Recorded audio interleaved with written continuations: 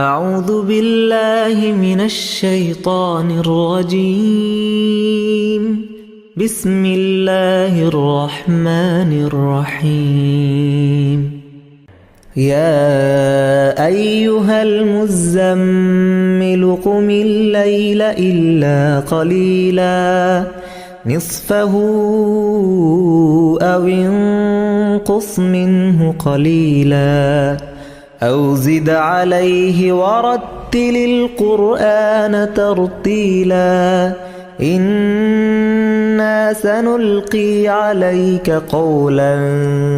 ثقيلا إن ناشئة الليل هي أشد وطئا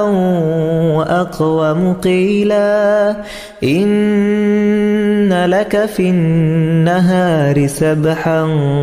طويلا واذكر اسم ربك وتبتل إليه تبتيلا رب المشرق والمغرب لا إله إلا هو فاتخذه وكيلا رب المشرق والمغرب لا إله إلا هو فاتخذه وكيلا واصبر على ما يقولون واهجرهم هجرا جميلا وذرني والمكذبين أولي النعمة ومهلهم قليلا إن لدينا أنكالا وجحيما وطعاما ذا غصة وعذابا أليما يوم ترجف الأرض والجبال وكانت الجبال كثيبا مهيلا إنا أرسلنا إليكم رسولا شاهدا عليكم كما أرسلنا إلى فرعون رسولا فعصى فرعون الرسول فأخذناه أخذا وبيلا فكيف تتقون إن كفرتم يوما يجعل الولدان شيبا السماء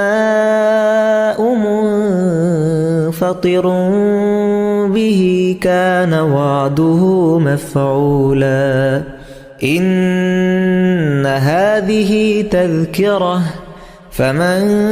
شاء اتخذ إلى ربه سبيلا إن ربك يعلم أنك تقوم أدنى من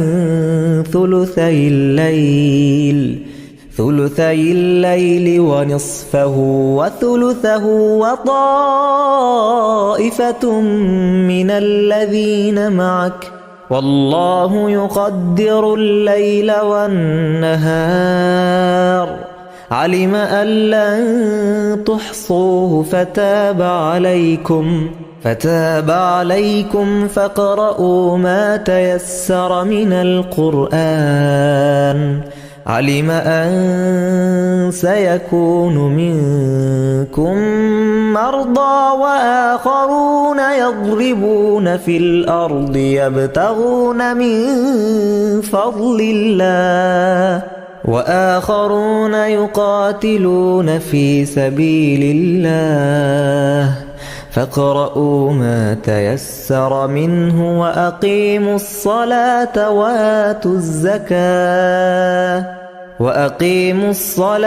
وآتوا الزكاة وأقرضوا الله قرضا حسنا وما تقدموا لأنفسكم من خير تجدوه عند الله هو خيرا وأعظم أجرا واستغفروا الله إن الله غفور رحيم.